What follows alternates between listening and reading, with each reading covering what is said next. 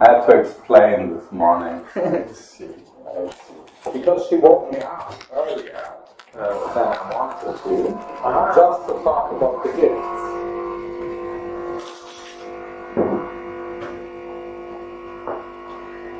So kindergarten has already, started. Yeah. So it's 7:30 to 4. Oh.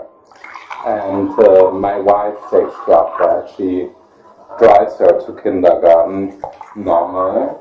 It's not so far. No. It's on the way to my office actually, so I could do it too. But I lose 15 minutes, so we have to deal with that. As long as she's not working, she's willing to do that. Yeah. With children, it's very complicated to organize I know. an everyday life. It's mostly a logistical question. It's just surfing. Yeah. Right? Yeah. How to solve such a very complicated situation. Yeah, it's like children. Yes. Sometimes I miscalculated. Yeah, and then you're in bad trouble. Bad trouble. Don't miscalculate. And I will be on a conference trip from tomorrow, Vienna, Zurich,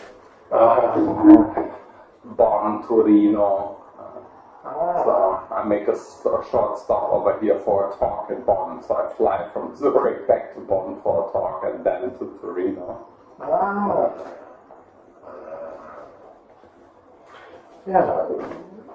Yes, today I will be flying back to Tokyo. Yeah. So you do Cologne, Munich, Tokyo, or? Yes, Tokyo. And then the day, so the day after tomorrow, I will be in Guangzhou. Wow.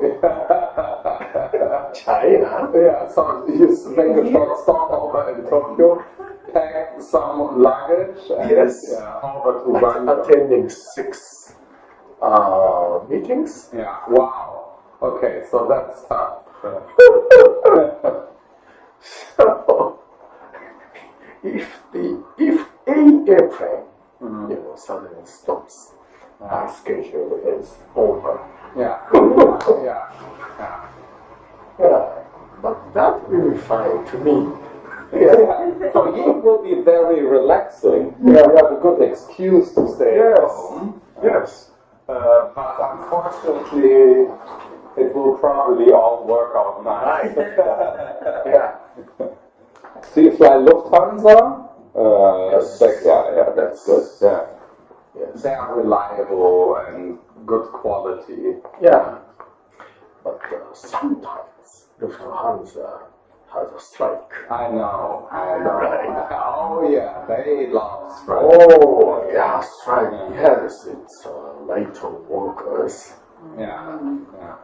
Please do not fall. International flights. Exactly, right? I mean, you can't. People are going to Tokyo. Well, this happened to me once in New York, and then I had to go with terrible something United. The worst. Yeah, I know. It's incredible how low quality American airlines are, right? It's flying a garbage box. Yes, it's just a terrible garbage box. With all these, old flight attendants, old sad, depressed flight attendants, right? The whole thing is incredibly sad. Right. Yeah. It is the worst. Airline. United is bad. All the American airlines are basically in bad shape. Yeah. So I have no reliance on American airlines. No. Avoid them as much as possible. Lufthansa, Air France. Yeah, they're very good. Yeah. Pretty stable, very good airplanes, good service. Yes. I seldom use the British Airlines. Yeah, also not great. No. No. Yeah, Japanese airlines are good. Yeah, they're of course good. Yeah.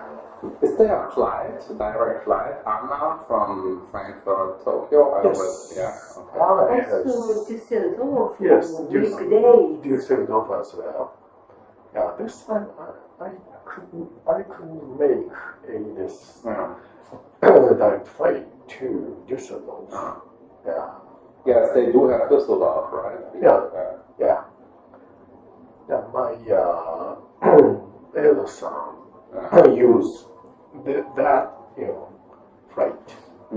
I think he was a student at Calvin University. Yeah, that's good. Yeah. Frankfurt, Munich, Düsseldorf. And that should be it. Yeah. I don't think Berlin. The airport is terrible. I heard that Tegel is now expanding its capacity for the international flights. Yes, they are. Because they Is will, correct. Yes, because they will never finish the airport. They are trying to build a serious airport, but something is deeply wrong in Berlin with infrastructure. It takes time. Yeah.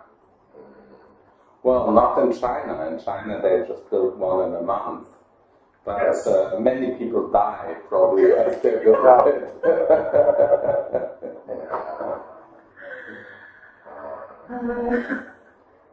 China. Yes. Yeah. Well, okay. So, should we begin? Yes. Yeah. Sure. Let me turn this off. Good. All right. It's working. Yeah. Maybe we would like to have a fresh air, but I can close this. Okay. Thank you. We need to talk about this document. I can just print it for you if you like. I said I only have the PDF. Maybe we have to submit the original one to the tax authority local office. Yeah. So. But don't they have it? I don't know how this works because I send it to PHP and they send it to the tax. No, you have to submit it too. You have to hand it in. Yeah. But Okay, that means I need to get another one. Yes. Because I'm gonna check it, but my understanding is we have to submit the original one. So. Yeah. Which would mean that I have to apply for another one, which takes quite a bit of time. Yeah. Okay, good. Yeah, then I have to go to my secretary at some point today. Okay. Yeah. We are living in a republic of paperwork. I know. I've noticed. It's Japan is very extreme. Yeah. So, sometimes I cannot understand the meaning of such paperwork, right? But paperwork is just snow. Yeah. It's always falling down, right? So every day we need to, kick out of this snow from our field. And it would be very easy to do particularly that online, right? I mean, so why do they need this? Okay, anyhow. Yeah. That's really ridiculous. Japan is crazy with the paperwork. It's kind of a religion. Yeah, yes it is. Right? It's a religious belief in papers. Yeah. Right? In Japan, the God is coming, paper is coming. Yes! Exactly, yeah. Yes, that's true. Yeah. Well, Okay, so let's start with the problem of the evil, Yeah. right? So in German tradition of philosophy, for example, Kant proposed the notion of the radical base, right? The radical evil. So, but in 20th century experience, we faced another type of the evil, especially represented in totalitarianism. Someone, described it as the extreme evil, right? So, in this 21st century, how can we think of this problem of the evil from philosophical perspective? Yeah. So Kant specifically, when he talks about radical evil, does not mean, as it were, terrible evil. He just thinks there's a paradox. And the Kantian paradox is the following, and we need to find a solution for this.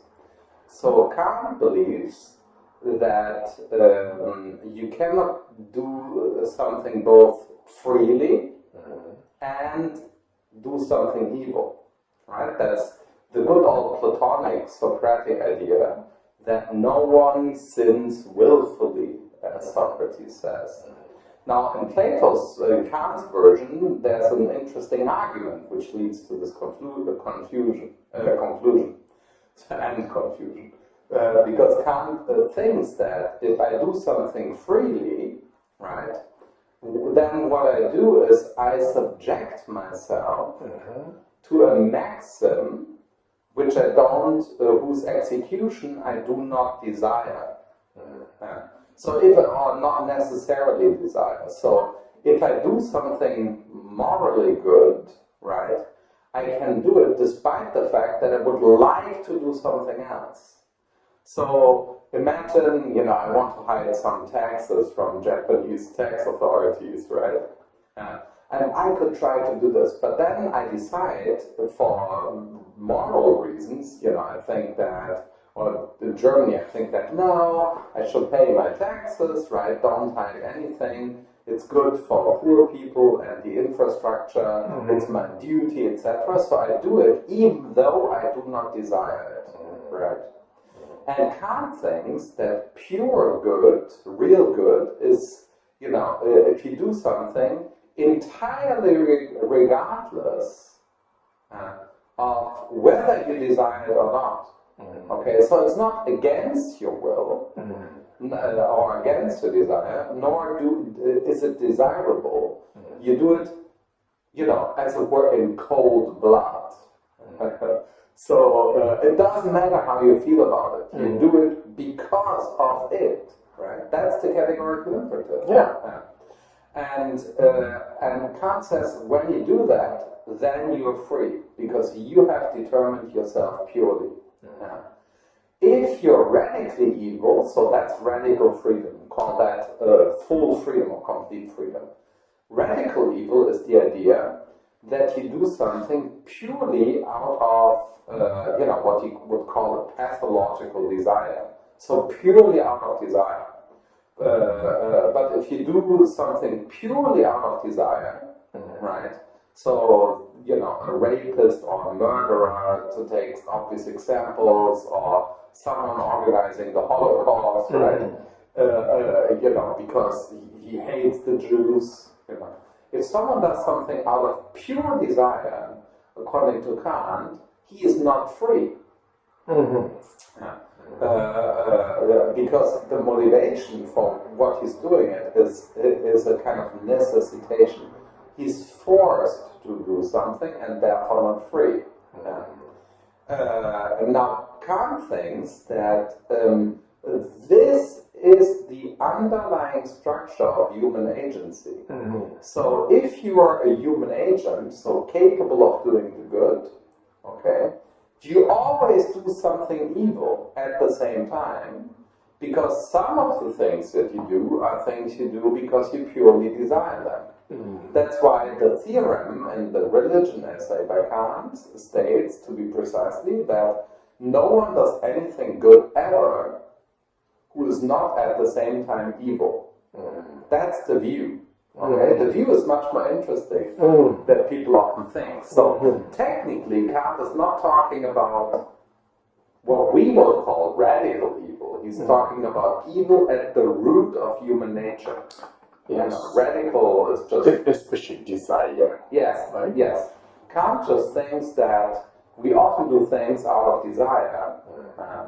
And that fact itself, that some of the things we do are done out of desire and some things we do are pure moral, that is radical evil. So human morality is part of radical evil. That's the paradox. So Kant discovered that it's a condition of possibility of human freedom that we are evil. Schelling takes this over from Kant, just that idea. Schelling thinks that just being someone, being an individual, right, having my mental biography, just having a mental biography means being evil. Being someone and being evil, according to Schelling, are the same. That's why late Schelling criticizes Kant and his earlier self in the philosophy of mythology, in a famous series of lectures about that topic, which influenced Kierkegaard heavily. He criticizes himself because he says that Kant and Kant's moral philosophy is a call to suicide. Because Kant says you have to give up your individuality. So the perfect moral being is not human. For Kant, it's God or Jesus, right? Or what he calls the Holy Will. So according to Kant, right, you cannot be entirely good. You will always struggle. And Hegel and Schelling famously criticize that because Hegel says, okay, so according to Kant, good and evil are the same. They have the same root, and the root of the good is the evil. So good and evil coincide, implode into evil. We're doomed. Yeah, that's the picture. And it's a paradox. And this paradox has been there throughout the entire, it basically was introduced by Luther, to be precise, in his text Freedom of a Christian Man. This way he introduces it. And you will also find it in Sartre when he says, "Nous sommes condamnés à être libres," so we are, doomed, forced to be free. That is the same paradox. So, but that paradoxically, right? That paradox doesn't say anything about totalitarian evil. They don't. So, even though it sounds like Kant or Schelling are talking, or Schopenhauer, about the kind of bureaucratic evil that we saw in the 20th century, they are not. So I think we need, they couldn't even, it would have been unthinkable for them. Also, Kant would probably not even realize, that genocide, which is not a thought for him, is evil. These people were all, defenders of imperialism. Kant very clearly argues for slavery, for instance. He thinks that slaves, he has racist beliefs about black people, literally that they have phlogiston in their skin. He writes about that. And therefore are lazy. Kant thinks that black people are lazy. It's harder for them to move because they have this terrible, stuff under their skin which makes them look black. So they can't even be, moral according to Kant. So the best you can do for them is make them work for white people, because then at least they're in a context where they can help. For Kant, it's not a problem to turn black people into slaves, to use them as means for an end. So that's not a problem for him. So I think in the 20th century, we made, huge kind of moral progress after witnessing the horrors of the 20th century. Because this was a public kind of, at the end, a public kind of horror. I think this kind of horror was not visible to people like Kant or Hegel or Thomas Hobbes, etc. Right? They couldn't see it, even if they saw killings. For them, killing was more natural. For us, killing is very rare. It happens very rarely. I mean, there's the death sentence in Japan, right? But there isn't even any death sentence in Germany, fortunately. So killing is not a regular thing, right? So if it happens in Germany, it does, right? And then people are deeply shocked. In the 19th century, no one was shocked about killings. People got killed all the time, So we worry about that. So that's new. So I think that we need a theory of radical evil in the sense of, complete violence. There's this form of violence that we witnessed in the 20th century was just unknown and invisible to people before. So we need a new theory there. My view is this. I think there's a hidden possibility in Schelling's view. So we can use Schelling to understand the concentration camp like evil. Because there's the possibility of moral evil. So moral evil, Schelling saw that, and he thought that this was Kant. So that's the dark side to the categorical imperative. So moral evil is a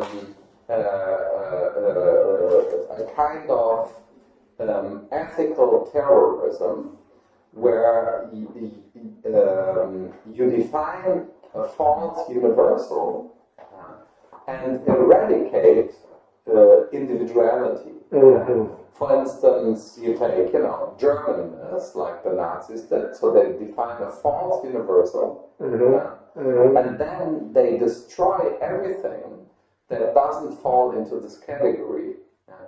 And the Nazi bureaucrats could do that with the utter perfection of someone who believes that he's doing the right thing.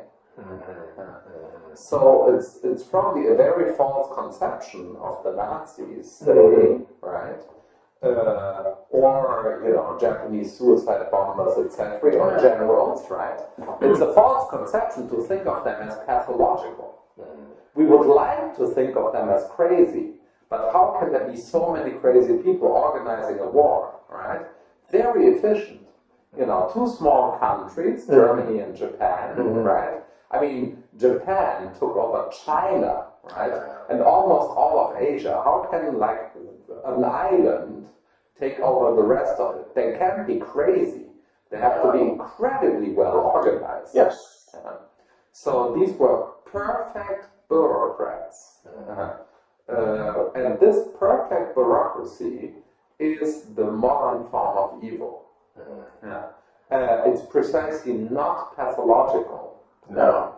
So this is what Kant doesn't see, right?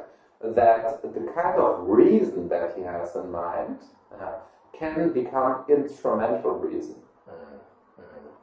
That is the truth in Adorno and Horkheimer's diagnosis, right? They saw that.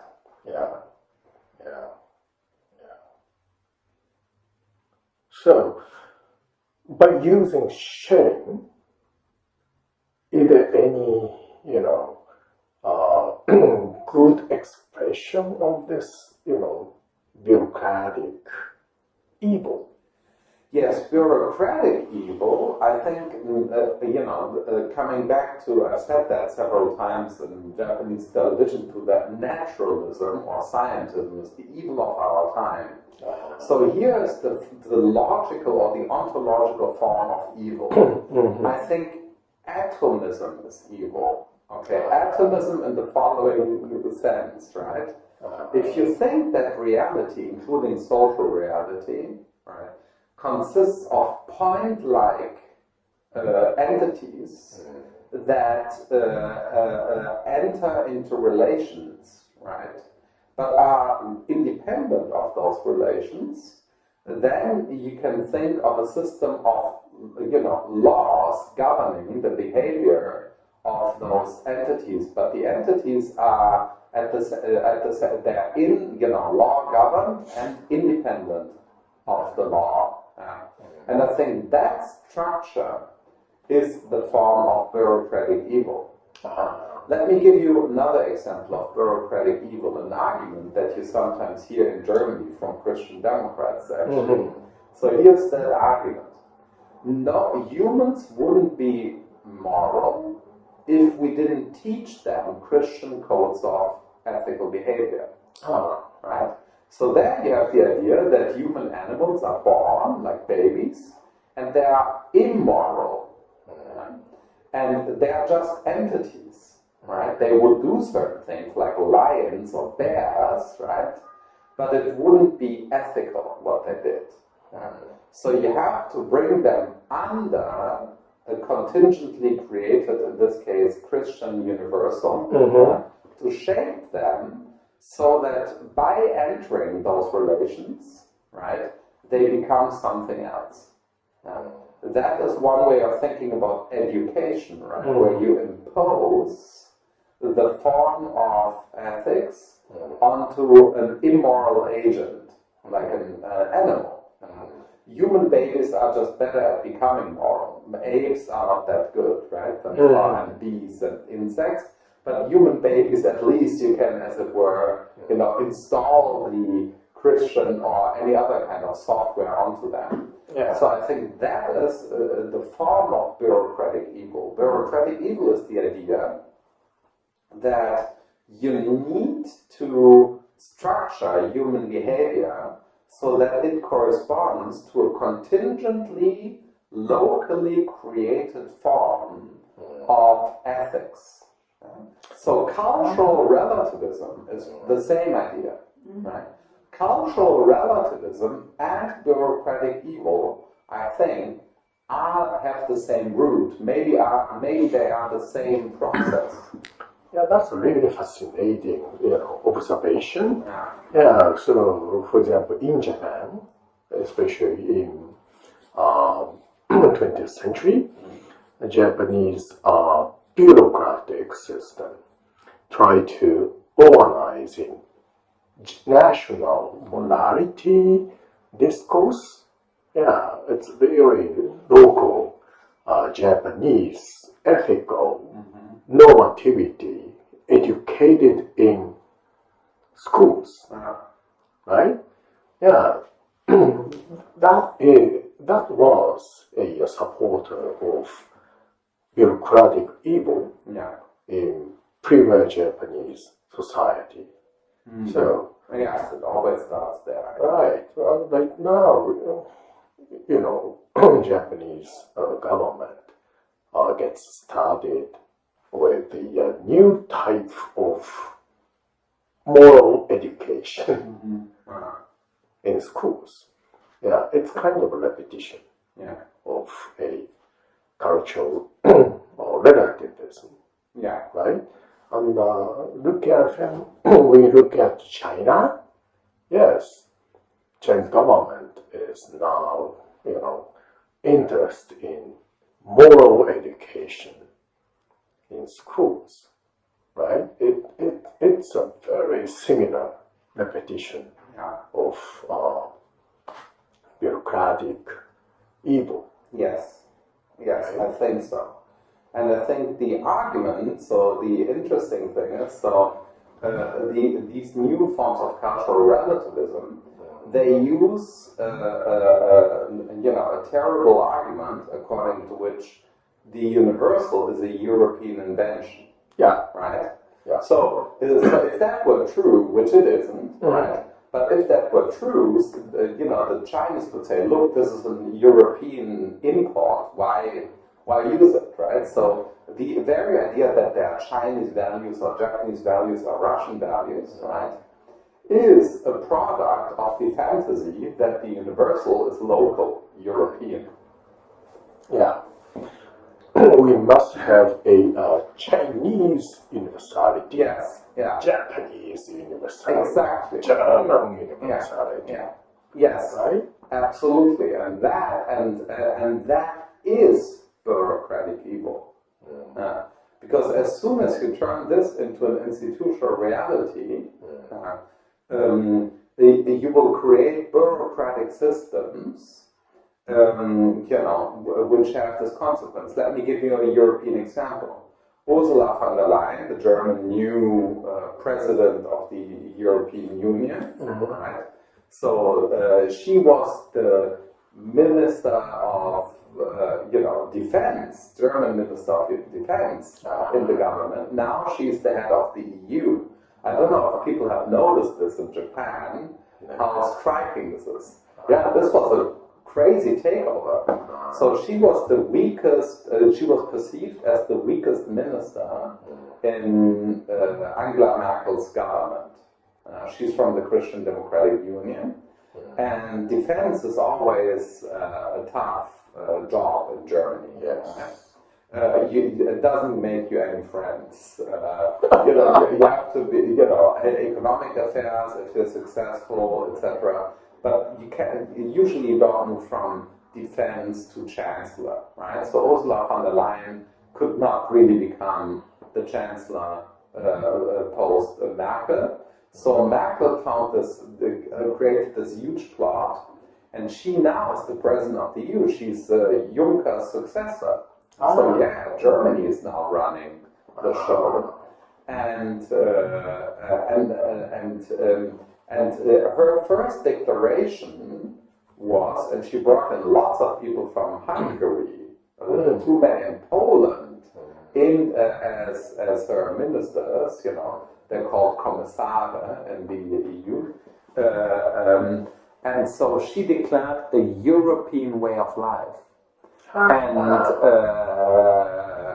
Juncker asked her, he's still in office, well, if she could please tell him what that is, the European way of life. But here's what the European way of life is.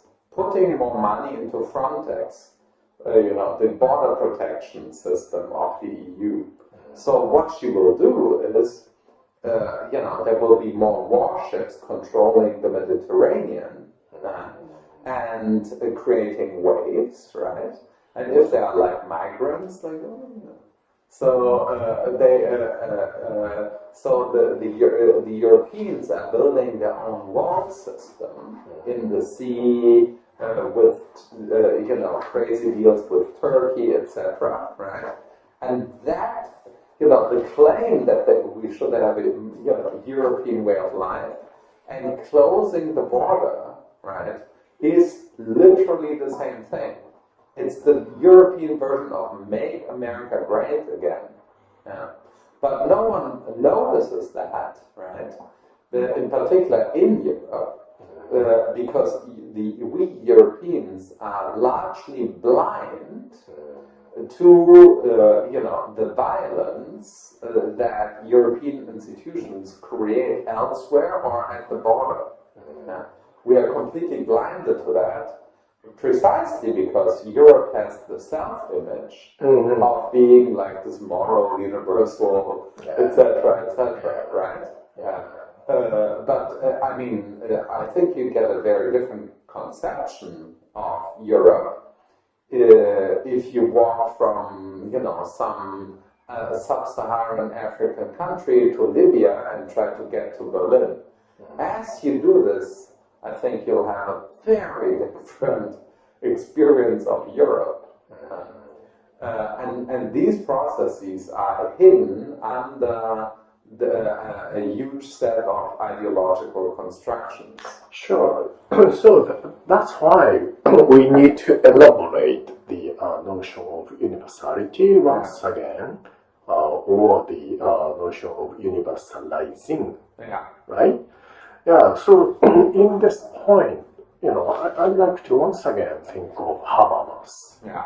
right? So in post-war German society, yeah, Adorno and Horkheimer criticized the kind of a special notion of reason, such as instrumental reason.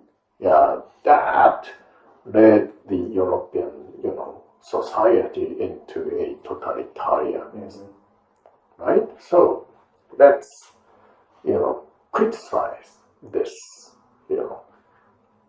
notion of reason. But afterwards, Habermas once again picked up the reason, Yes.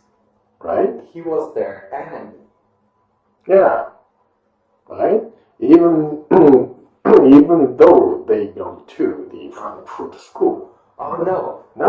that's an interesting story. Huh. If you look at the details. Habermas wanted to do his habilitation in Frankfurt after his PhD in Bonn.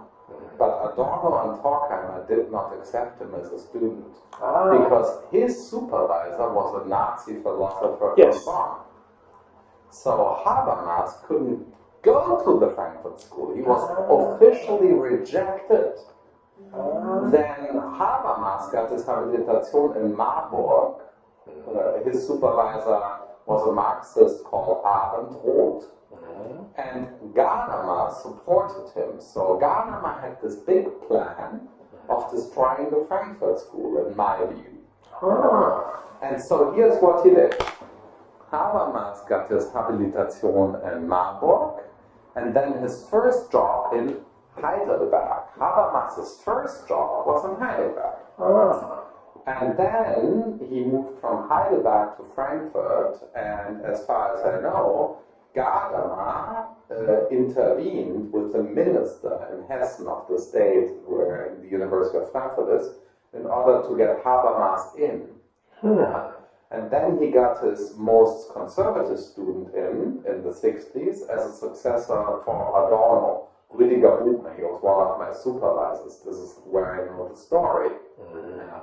So, and then, to see the final,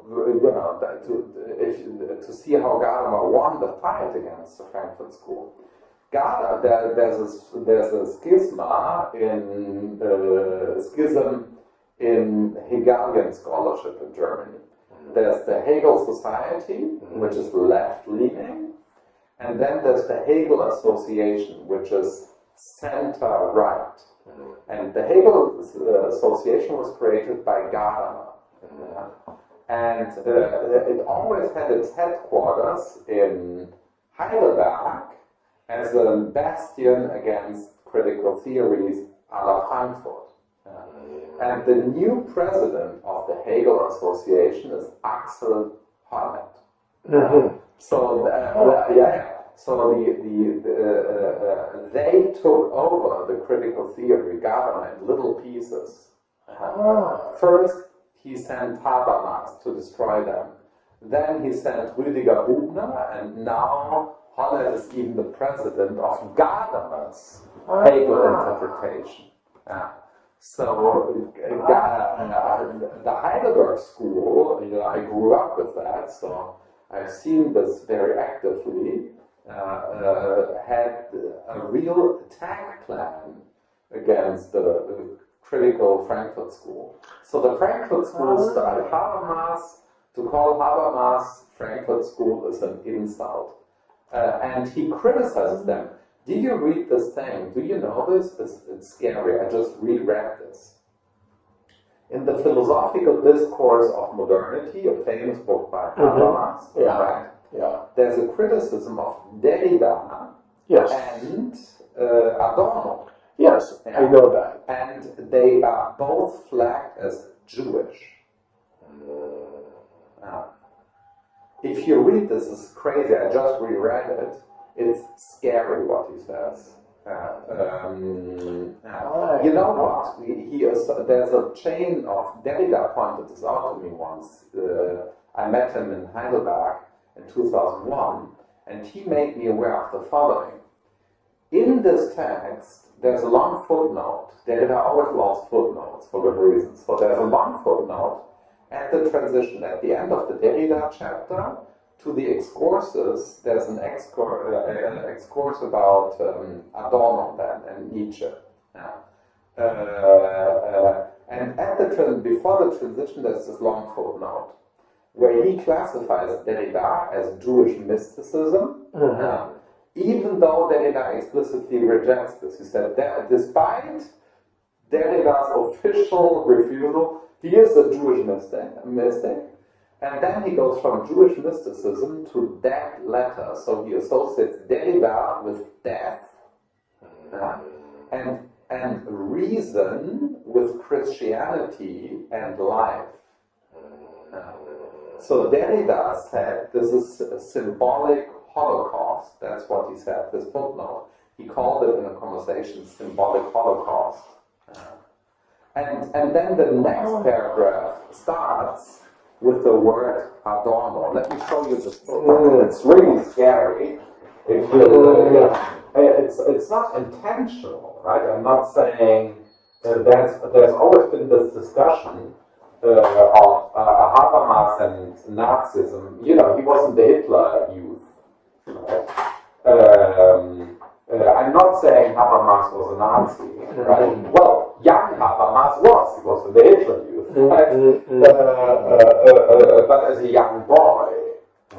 However, you know, the psychoanalysis will tell us someone who was in the Hitler youth as a young boy and had a Nazi supervisor for his dissertation, right, was, let me say, very close to a problematic climate, yeah, to say the least. It's really shocking. It's shocking. I know the evidence. So this is not well known. You could print this passage maybe in the book if this is something. Yeah. There's this passage. He even calls Derrida negative Fundamentalismus. Ja. So, he assigns them einen Platz innerhalb der jüdischen Apologetik, a position within Jewish apologetics. And so you have to read this whole footnote.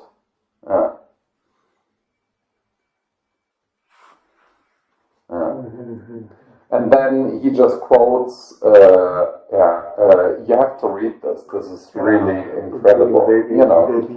And then suddenly there's a Rabbi Mendel, you know, he starts talking about rabbis, and you know. So you have to read this whole footnote, you know, here, death, toter Buchstabe. So he calls the Torah death letter. Tote Buchstabe. And then right after this, you see, Exkurs zur Einebnung, so and then Adorno and Derrida. And then, you know what he calls them? Totalitarian. Totalisierende Selbstkritik der Vernunft.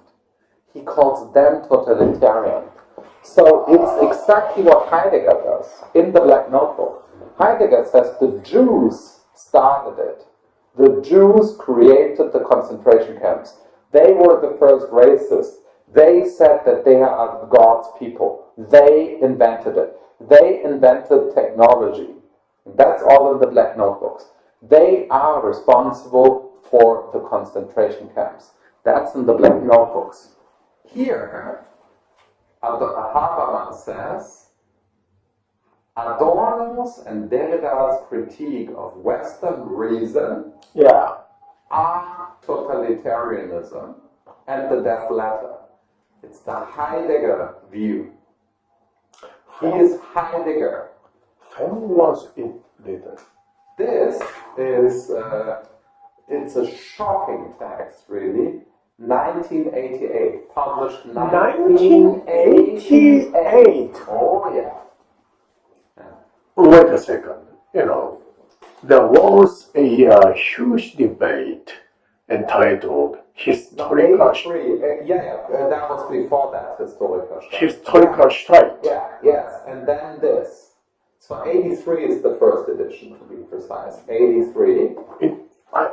I think it was impossible to Yeah. write this type of sentences Yeah. after historical strike. And you see, no one in Germany. So Philipp Freitag in his dissertation has pointed this out to me again, and Derrida told me. And Richard Bernstein in New York. So yeah, it's earlier. No, it's later. It's remarkable. Historical Streit is 3 years later. It's 3 years after this. So this is Habermas, and then 3 years later, the Historical Streit starts. If my memory is correct, in historical strike, people, severely criticize such a discourse, saying that Jewish people got started that terrible, totalitarianism, right? Yeah. It was severely criticized. Yeah. And then suddenly, absolutely. And Habermas has the view that, he calls Derrida a totalizing self-critique of reason. Yeah. And I mean, just the association, the chain of associations, right? Derrida, Jewish mystic, Rabbi Mendel, death letter, toter Buchstabe. And so Habermas there sides with Christianity against Judaism in a footnote. Yeah. It's really shocking to me. Because it's, at least in Japanese context, Habermas is a kind of a promoter of a post-war German, de-totalitarianization process. Yes. Well, yes, that's correct. That's what he stands for, right? But the problem is that this is strategy. Habermas draws this famous distinction between communicative and strategic reason. Yeah. And I think that distinction is strategic. If you want to see a very interesting example of Habermas's pernicious activity in denouncing people, there's this interesting Habermas Sloterdijk affair. So from the beginning of this century, where Sloterdijk gave this talk about anthropotechnology, what's now would be called transhumanism, etc. And he gave this talk rules for Regeln für den Menschentag. So where he said we need a moral code for biotechnology. That's all he says.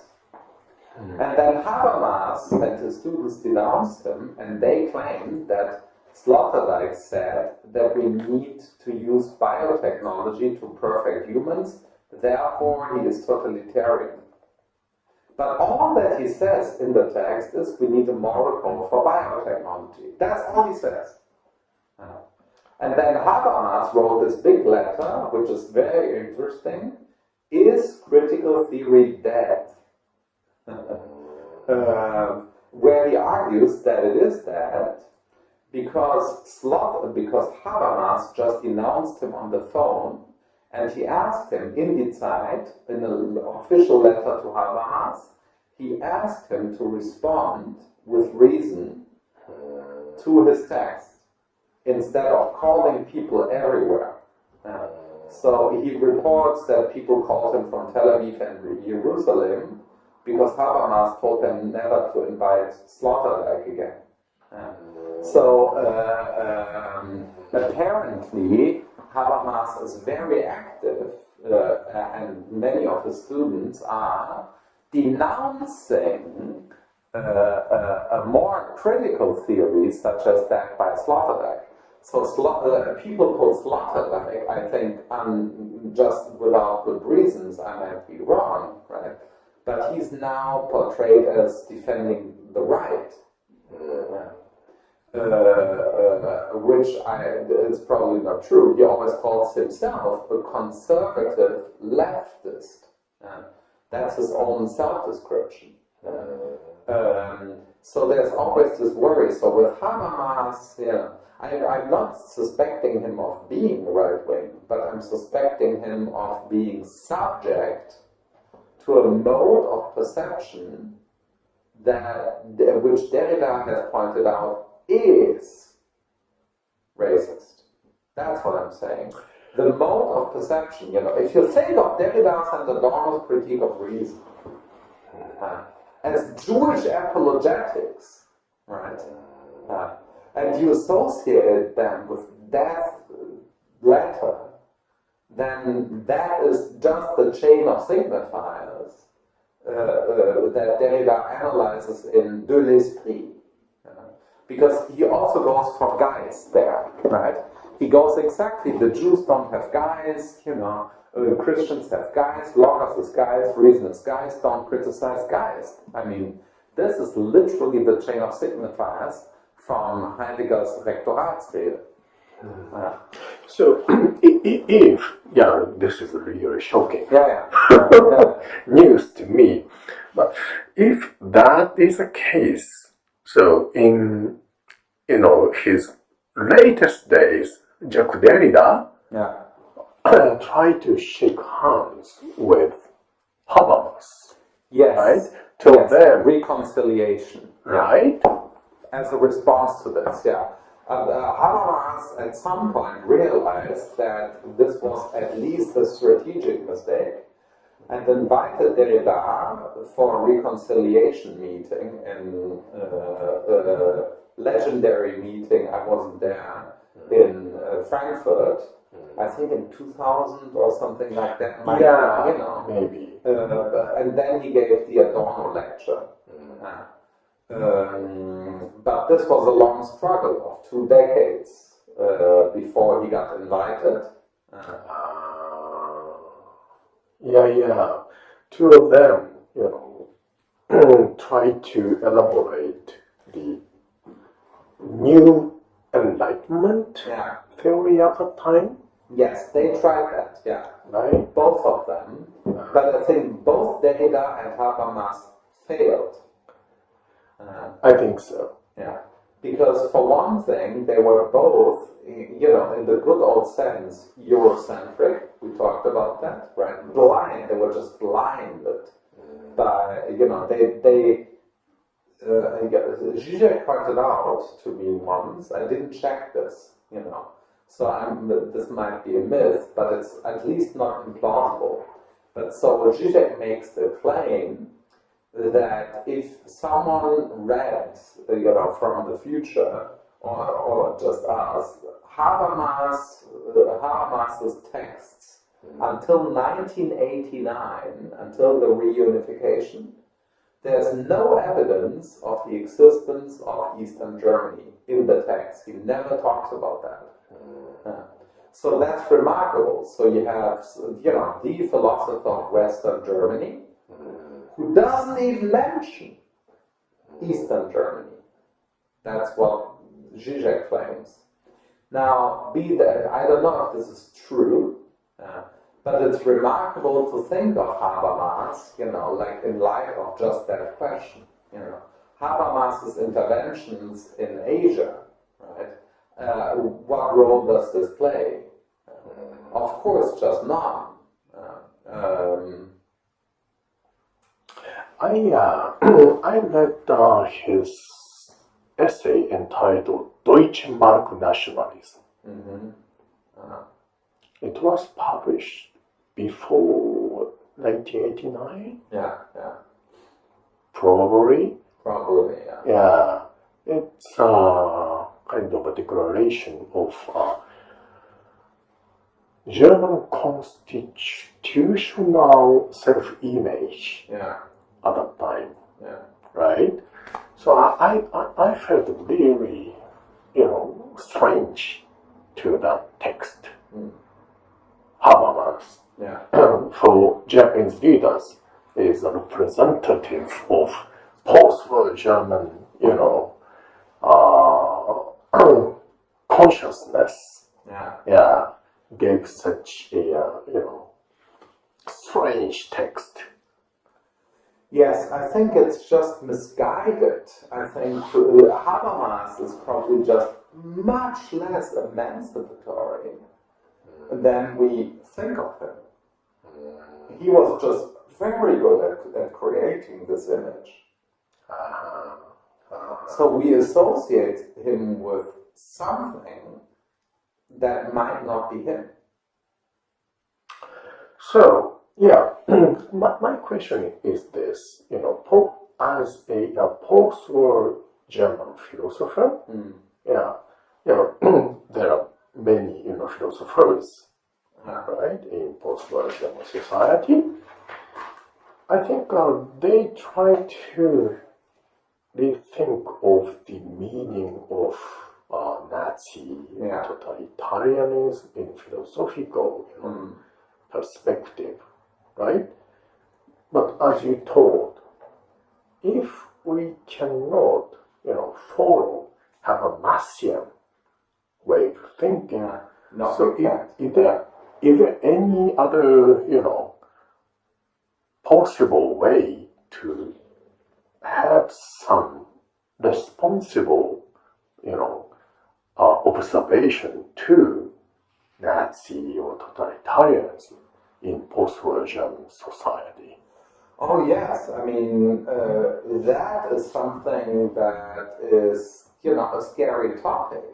Yeah. Because I just heard a lot on the radio because there have been I think alone this year 5 neo-Nazi murders in this state. And there was this big case where a politician was shot in Hessen. Hessen seems to have lots of neo-Nazis, the state where Frankfurt lies in, right? And someone was shot by a neo-Nazi. So there's a whole National Socialist Underground movement, so-called NSU, National Socialist Underground, in Germany and others, and they are pretty big. They're much bigger than I would like to think, right?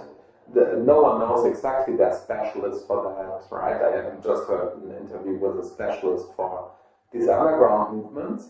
But there are, of course, serious neo-Nazis in Germany. It's not so clear how the Alternative for Germany, that new party, is positioned. I don't know, I'm not a specialist. It's a very difficult question how exactly they relate to the neo-Nazis. Are they just conservative? It's not so clear how far right they are. Apparently, there are different subsystems in the party. But there's, a significant amount of National Socialist underground in Germany. Maybe 9% of the population, something like that. But clearly more than 1%. Like a significant amount of the German population continue, modes of thought that are constitutive of National Socialism. But what they forget, of course, these radical, radically violent groups, what they of course forget is, they are rather the SR. So there was the SR, the SS, various organizations of the Nazis. And they are, as it were, just the brutal, the people beating people out,